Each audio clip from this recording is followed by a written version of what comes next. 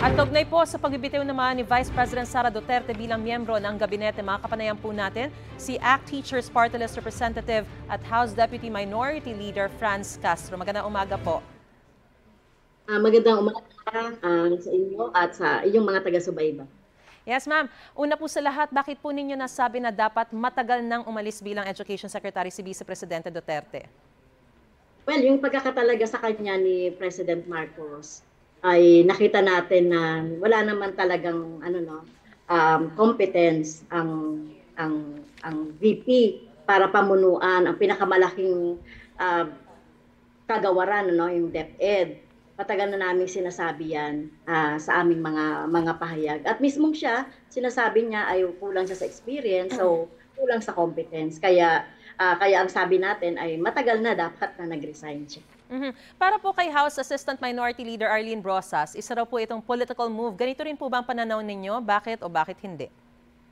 Well, tama ito, no, dahil malapit na yung October, no, magbubuo na siya ng kanyang slate in preparation for her presidency sa 2028, no, at syempre gusto niya nang maayos yung kanyang makinarya. So tingin natin ay ang pinakamatinding dahilan ay itong kanyang mga political ambition and interest. Bakit po nakikita ng House Minority ang resignation ng Vice Presidente sa gabinete na tila open war sa kanyang dating mga kaalyado? Well, oo, nakikita natin yan dahil nga sa mga previous statements naman ni VP Sara, di ba, yung kanyang mga posisyon sa iba't ibang posisyon, ay iba't ibang issues, whether tahimik siya or kinokontra niya yung posisyon ng kasalukuyang administration. Kaya inevitable talagang mag-resign siya sa kanyang katungkulan kasi sinasabi, di ba, na ang alter ego ng presidente ang mga sekretary. So mukhang hindi niya nagagampanan yun. Ngayon pong nag-resign na si Vice President Sara Duterte, ano po yung tingin ninyong magiging galaw sa DepEd? Meron po ba kayong nakikitang nararapat na maging susunod na Secretary ng Department of Education?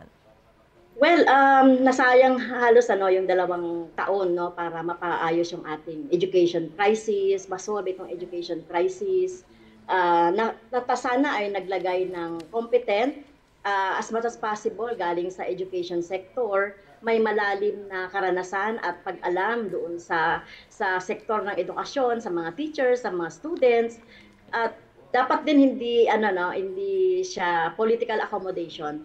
Katulad ng mga nakakagawian. Kaya talagang gusto talaga natin malayo din talaga sa mga politiko ang Department of Education.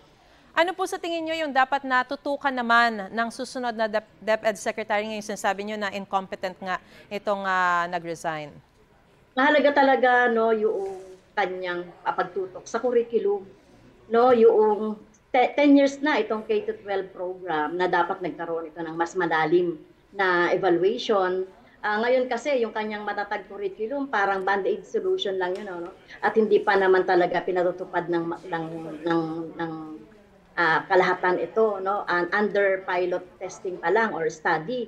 Kaya dapat tutukan talaga itong curriculum kasi nakikita natin sa mga international studies na yung ating mga bata dito sa K-12 program ay kulang ng ito nga yung latest yung creative thinking skills na napakahalaga sa problem solving, innovation, etc. Pati sa reading comprehension, math and science skills na mahalagang dapat na mataglay ng ating mga kabataan ay kulelat tayo. Kaya kailangan pag-igihan talaga yung pagbubuo ng curriculum kasabay ng iba pang mga factors like yung paglalagay ng mga mas marami pang mga teachers, yung ayusin talaga yung infrastructure at saka yung kabuuan na bahagi ng ating edukasyon. Hindi po ba kaya't binawasan na yung oras sa ilang mga subjects o nagbawas din ng mga subjects ay para nga matutukan yung mga mas essential na mga asignatura o yung mga subjects gaya ng reading, ng math, ng science?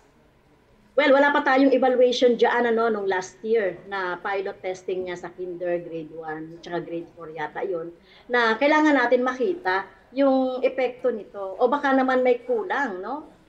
Kami nga, hindi kami gaano na konsulta kaugnay dyan sa matatag curriculum na yan. Kaya talagang, for sure, sana kung yung ating magiging bagong secretary ay talagang holistic ang kanyang pagtingin at ang mga consultation ay magiging massive Kung- sa lahat ng section Alright. ng education.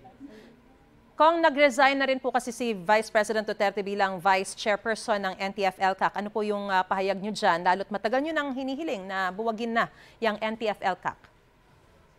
Ang major role naman diyan ang may mas malaking part naman diyan ay ang presidente as as the chairman. Kaya totoo 'yon na as vice president siya as chair ng co-chair ng NTF-ELCAC ay puro red tagging lang. Sa bahagi ko personally yung ginawa niya tsaka sa ACT, ano man yung gawin namin ay talagang nire-relate niya sa mga terrorists or sa mga red tagging. Kaya talagang dapat na rin siya mag-resign kasi inappoint din naman din siya doon ni Presidente Marcos. Alright, maraming salamat po sa inyong panahon at sa impormasyong binigay niyo po sa amin. House Deputy Minority Leader Franz Castro.